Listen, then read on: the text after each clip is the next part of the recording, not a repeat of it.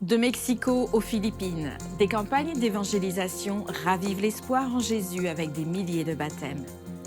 L'Université Andrews célèbre 150 ans de formation de dirigeants dédiés à la mission mondiale de porter l'Évangile éternel aux îles et aux continents. Le roi et la reine de Tonga se lancent dans une mission de santé et de croissance spirituelle aux États-Unis. L'école adventiste de soins infirmiers dans le nord du Nigeria forme des dirigeants en santé ayant un engagement social et la foi. En Zambie, une femme de 90 ans expérimente la promesse de fidélité à l'Évangile et à l'Église adventiste. Des histoires inspirantes et bien d'autres, maintenant sur ANN.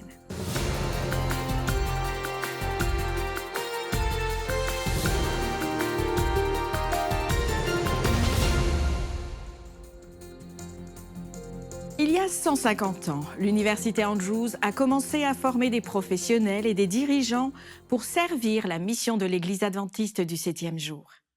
Aujourd'hui, un siècle et demi plus tard, l'université poursuit l'héritage éducatif et spirituel de la préparation des pasteurs et des missionnaires à relever les défis de la diffusion de l'Évangile dans le monde entier. L'Université Andrews a été fondée en 1874. Cette grande institution éducative forme divers professionnels en se basant sur les valeurs et la mission de l'Église adventiste. Tout au long de l'année, plusieurs événements ont marqué le 105e anniversaire de l'institution. L'Université Andrews est très importante pour l'Église mondiale et pour la conférence générale, car il faut se rappeler que le séminaire a commencé dans la conférence générale, alors située à Takoma Park. Après quelques années, il a déménagé ici. À l'époque, c'était la seule université légale que nous avions dans le monde. C'est pourquoi Andrews est devenu si important pour l'Église mondiale. Plus tard, au fil des années, d'autres universités se sont ouvertes. En ce moment, nous en avons plus de 120. Mais Andrews continue d'être une bénédiction pour l'Église mondiale, car c'est ici que tout a commencé. Andrews est très connu pour former des pasteurs et des missionnaires qui vont porter le message au monde entier. Nous en avons deux autres. Tout d'abord, nous voulons réorganiser la façon dont nous envoyons nos missionnaires dans le monde. Pour cette raison, nous avons un mouvement appelé Mission Refocus, qui est une réorganisation de la mission. Nous essayons d'envoyer des missionnaires sur le front, dans les endroits les plus difficiles du monde, les zones peu ou pas accessibles. C'est un défi. Nous y travaillons. Nous avons 10 ans pour réorganiser les stratégies lorsque nous envoyons des missionnaires. C'est un réel défi. Et puis, nous nous concentrons sur un autre axe que nous appelons les 3 fenêtres de mission. La fenêtre 10-40, qui est très connue dans le monde entier. Mais la deuxième fenêtre de mission, c'est la fenêtre post-chrétienne. La troisième, c'est la fenêtre urbaine. Cela représente 3 domaines majeurs où nous n'avons pas une forte présence et où nous devons avancer. Nous devons contextualiser, garder notre identité. Nous devons préparer des missionnaires à envoyer dans ces régions pour face à tous les défis que nous rencontrons en tant qu'Église, groupe et organisation qui accomplit la mission de l'Église. Alors que le bureau qui gère l'Église adventiste dans le monde entier crée de nouvelles stratégies pour l'envoi de missionnaires, le département responsable de la formation des pasteurs à l'Université Andrews poursuit sa mission et prépare les dirigeants à la prédication.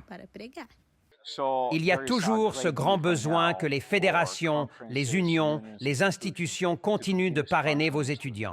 Il y a un besoin énorme de pasteurs. Par conséquent, nous avons besoin que les institutions soient conscientes que les étudiants doivent être envoyés ici. Beaucoup d'étudiants n'ont pas les moyens de venir. Ils veulent venir pour étudier et obtenir leur maîtrise en divinité, mais ils ne peuvent pas. Donc, il est indispensable que les fédérations, les unions, les divisions réalisent qu'elles peuvent faire quelque chose. Elles peuvent envoyer des étudiants ici. Mais encore mieux, il faut commencer à la base, depuis les plus petites classes de l'école du sabbat jusqu'au collège et université, et leur glisser une idée à l'oreille. Que penserais-tu de devenir pasteur? Il y a une pénurie énorme de pasteurs, alors nous devons commencer à planter cette idée dans l'esprit de nos enfants. Que diriez-vous d'être missionnaire? Que diriez-vous d'être pasteur?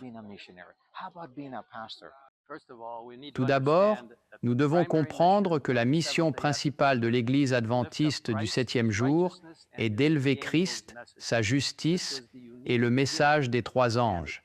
C'était le don et la mandat unique donné à l'Église adventiste par Dieu lui-même. C'est l'accomplissement d'Apocalypse 12, 17, des gens qui gardent les commandements de Dieu et qui ont le témoignage de Jésus. En Apocalypse 14, 12, le même schéma, les commandements de Dieu et la foi et le témoignage de Jésus, c'est si vital pour nous de le comprendre. C'est pourquoi nous avons besoin de pasteurs qui ne s'occuperont pas seulement du troupeau, mais qui ont en eux cet engagement missionnaire. Il est donc très important pour eux d'être ici à Andrews, car Andrews est une institution mondiale, une institution de la Conférence générale. Elle accueille des étudiants de 100 pays, et dans le séminaire, nous avons des étudiants de 30 pays. Donc pour nous, il est très important d'être ici car nous enverrons des étudiants, des administrateurs, des missionnaires dans le monde entier. L'impact est énorme. C'est pourquoi nous voulons bien les préparer afin qu'ils aillent et impactent le monde. Félicitations à l'Université Andrews pour 150 ans d'histoire et d'impact mondial avec le message du Christ.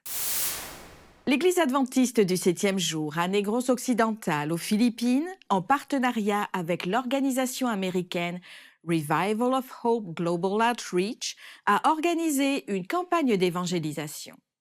Des centaines de personnes ont été baptisées. Sous le thème « Voyage vers l'espoir », la campagne s'est étendue à plusieurs districts de la région. Les messages soulignent l'importance de la seconde venue de Jésus et la mission de partager l'Évangile. Soutenue par des leaders locaux, l'initiative a atteint un large public, entraînant des baptêmes et des décisions pour Christ. Plus de 500 nouveaux membres ont rejoint l'Église adventiste du 7e jour grâce aux efforts collaboratifs des pasteurs et des membres d'Église. Cet événement met en lumière l'impact du travail missionnaire collectif et l'engagement de l'Église adventiste du 7e jour à répandre le message de l'amour de Dieu, préparant les gens au retour imminent de Jésus-Christ. Au Mexique, l'Église adventiste a réalisé un impact numérique historique avec sa 4e campagne nationale d'évangélisation en ligne intitulée « Jésus suffit ». Eh bien, chers amis, ce jour est arrivé et il y a un message très important à transmettre à toute personne à l'intérieur et à l'extérieur du Mexique. La campagne diffusée depuis Tuxtla Gutiérrez, au Chiapas, sur des plateformes numériques, à la radio et à la télévision, a atteint plus de 27 000 appareils en direct. Un nombre record. L'événement a mis en avant une année d'initiatives missionnaires unissant 5 grandes régions de l'Église. Chaque soir, des sujets comme l'identité, les combats spirituels et la suffisance de Jésus étaient abordés. Des membres ont organisé des maisons d'espoir dans tout le pays et le nombre de baptêmes a dépassé les 12 000 à travers le Mexique. L'action communautaire comprenait des diffusions des programmes dans les écoles, les parcs et les places publiques, attirant des audiences variées et favorisant de nouvelles connexions.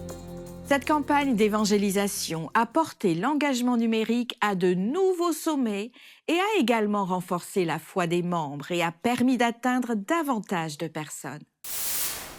Dans le nord du Nigeria, une étape importante s'est déroulée à l'école adventiste des sciences infirmières de Jean Grey, alors que 81 étudiants en soins infirmiers célébraient leur cérémonie inaugurale durant laquelle ils reçoivent leur coiffe et leur veste. L'événement a marqué le passage des étudiants de l'apprentissage académique à la pratique clinique concrète. La cérémonie a symbolisé le début de leur parcours professionnel, mettant en avant le mélange de compassion, d'éthique et de dévouement spirituel essentiel aux soins. Les intervenants clés ont souligné l'importance des soins holistiques qui nourrissent le corps, l'esprit et l'âme, tout en inspirant les étudiants à défendre les valeurs d'excellence, d'intégrité et de résilience. La célébration a mis en lumière des témoignages émouvants d'étudiants qui ont partagé leurs rêves et la force spirituelle qui les a guidés jusqu'à présent. Cette cérémonie lance non seulement une nouvelle tradition, mais fixe également une norme élevée pour l'avenir des soins de santé dans la région, alliant foi, connaissance et engagement à servir. Tout au long de l'histoire, des individus sont restés engagés envers Dieu et sa parole, malgré les défis à la liberté religieuse. Dans un message spécial, le pasteur Ted Wilson, président de la Conférence générale des Adventistes du 7e jour, explore la deuxième partie du chapitre 35 de la tragédie des siècles d'Ellen White. Il examine la prophétie en se concentrant sur l'essor de l'Église romaine et ses répercussions sur la liberté religieuse future. Bonjour chers amis. Dans notre dernière vidéo, nous avons vu que notre liberté religieuse est précieuse et ne doit pas être considérée comme acquise. Nous nous sommes également rappelés qu'au Moyen Âge, l'Église catholique romaine imposait ses dogmes par le pouvoir de l'État, montrant les dangers de l'union entre l'Église et l'État. Et pourtant, même pendant ces moments sombres, ceux qui étaient fidèles à Dieu lui restaient fidèles. Nous pensons aux Vaudois, Wycliffe, Huss et Jérôme, Martin Luther, Zwingli, Tyndale, Knox, Whitefield et les frères Wesley, John et Charles. Avec d'autres sans nom qui reposent dans les tombes des martyrs, ils témoignent de la fidélité de Dieu malgré la pauvreté, les préjugés, la persécution, entre autres.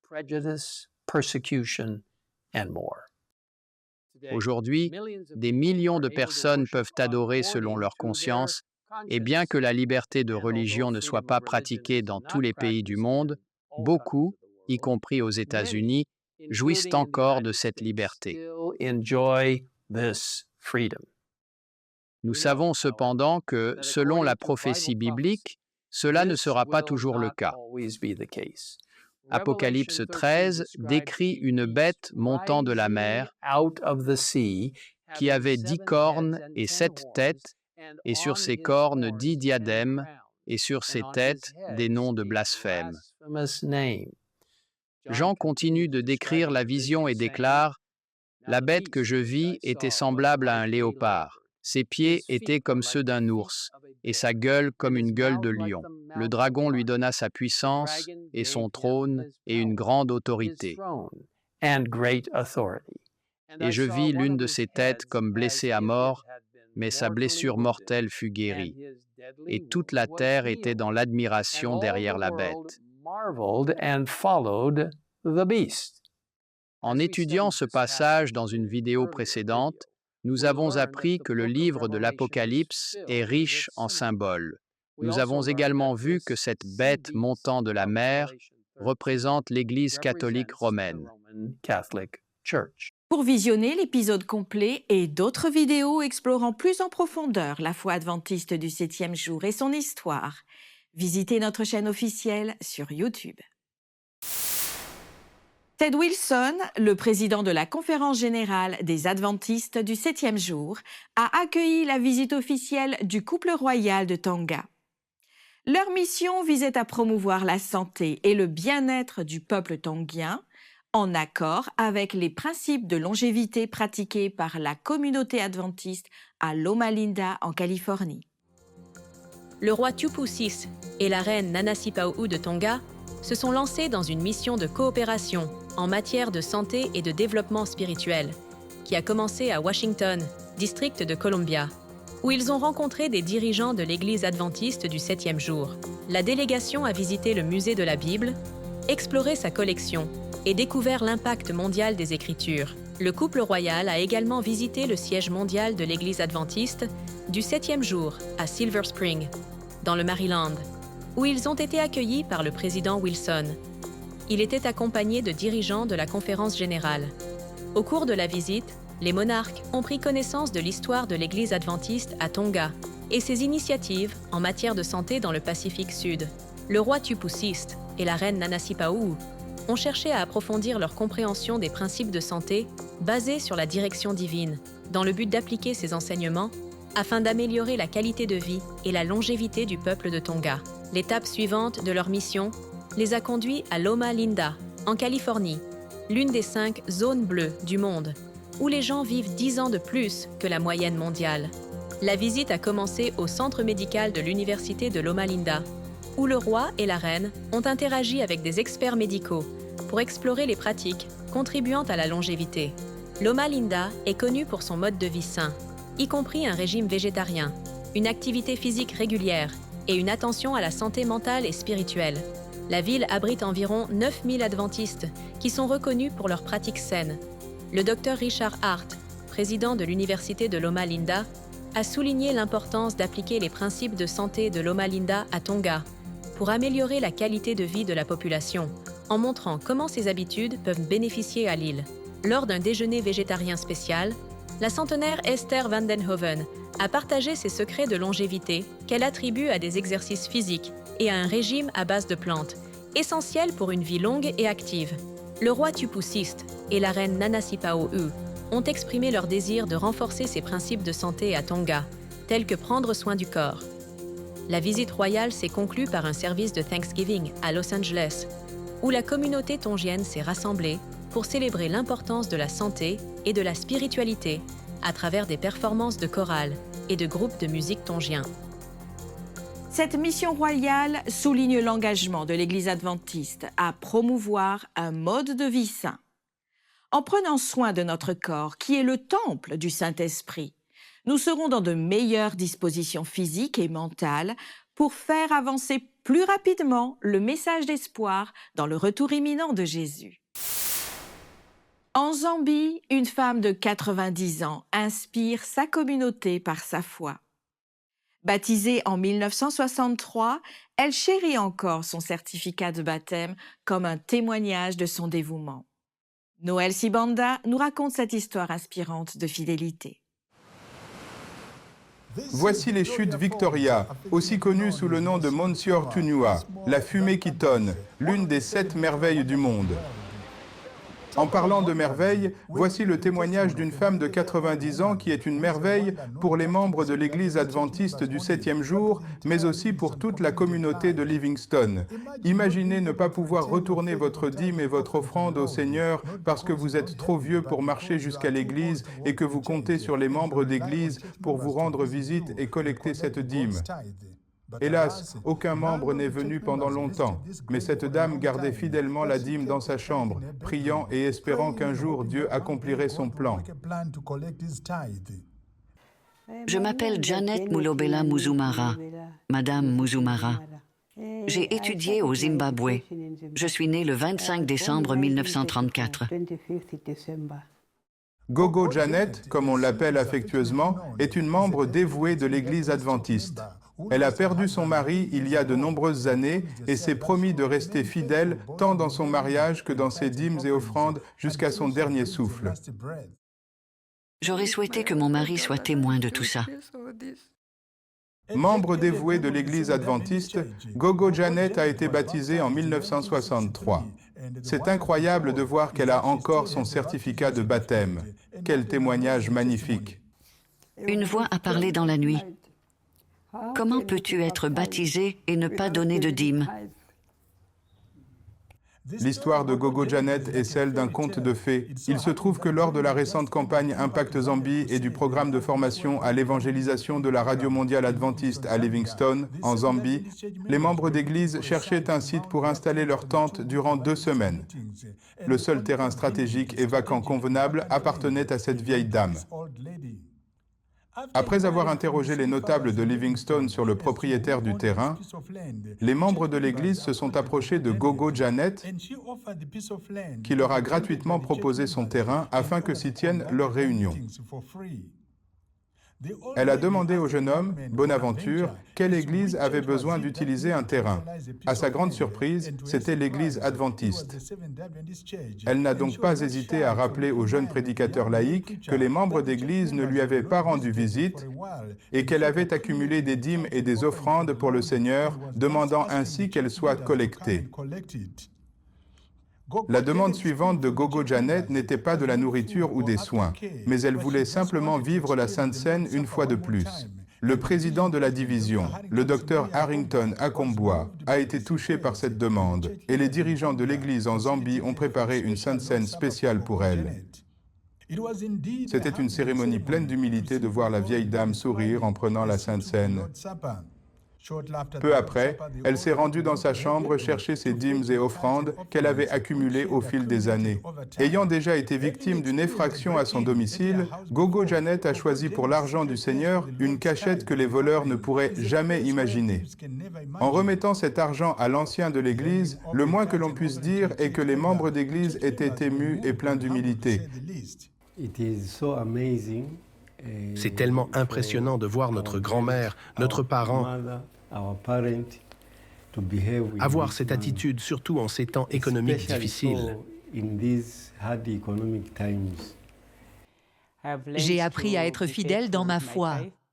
Gogo Janet, âgé de 90 ans, est à l'aise avec la technologie et peut l'utiliser comme la jeune génération.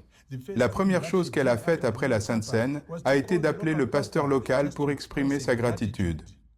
Je vous remercie beaucoup, mon pasteur, d'avoir assisté à cette cérémonie. Je crois aussi qu'au ciel, les anges se réjouissent. La bonne nouvelle venant de Livingstone, en Zambie, est que le mois dernier, Gogo Janet a donné gratuitement cette propriété inestimable placée au cœur de la communauté à l'église adventiste de Livingstone pour gagner des âmes en attendant le retour de Jésus. C'est une question de laisser quelque chose quand je dormirai, c'est tout. Je suis sûre que ce sera une bénédiction pour ma famille si nous donnons cet endroit à l'Église. Ce lieu est à un point stratégique. Nous avons la communauté autour. Et la plupart d'entre eux ne sont pas adventistes. Nous leur rendons visite chaque jour. La Bible est très vraie quand elle dit d'amasser nos richesses dans le ciel où il n'y a ni teigne, ni rouille, ni voleur.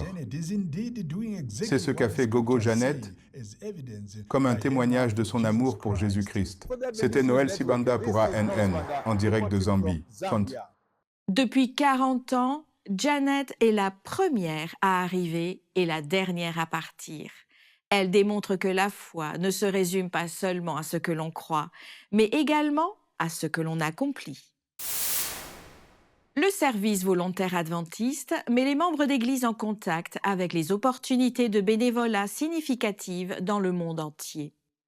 Unis par une passion pour le bénévolat, Debbie de Bolivie et Bridget du Canada s'engagent à avoir un impact positif sur la vie de leurs étudiants en Indonésie.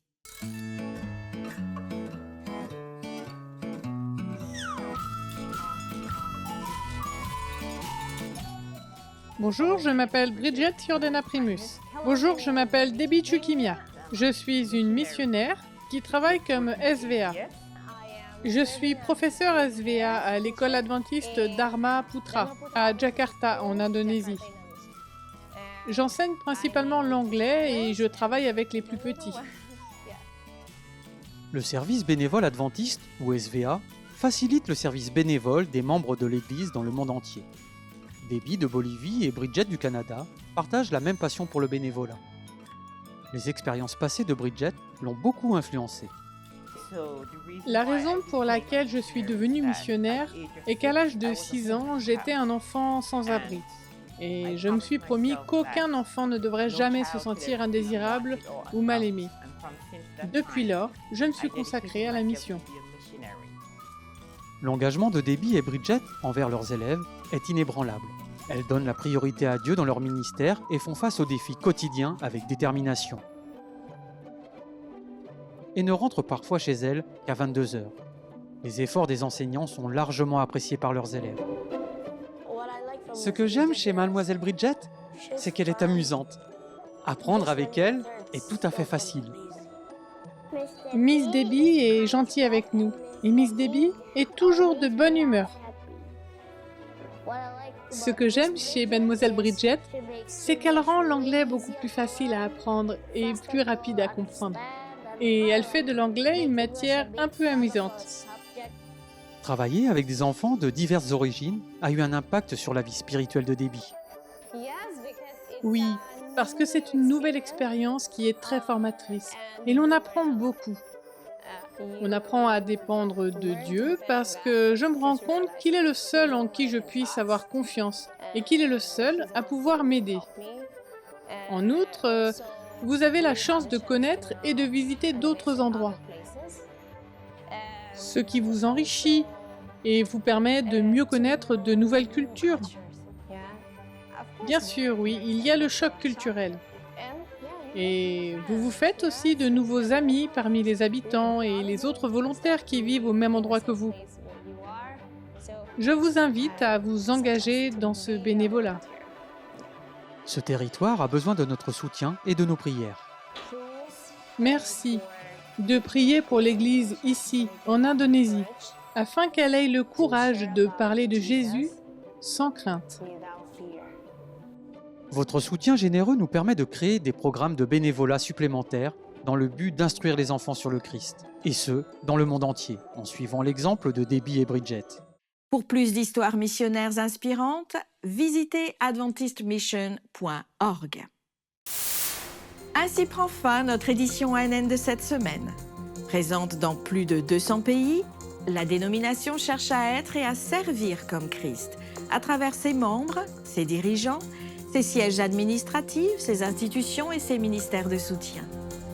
Vous pouvez accéder à d'autres bonnes nouvelles en rejoignant les chaînes officielles de l'Église adventiste du 7e jour sur YouTube, Instagram et Facebook, et aussi sur le site web d'ANN, adventiste.news.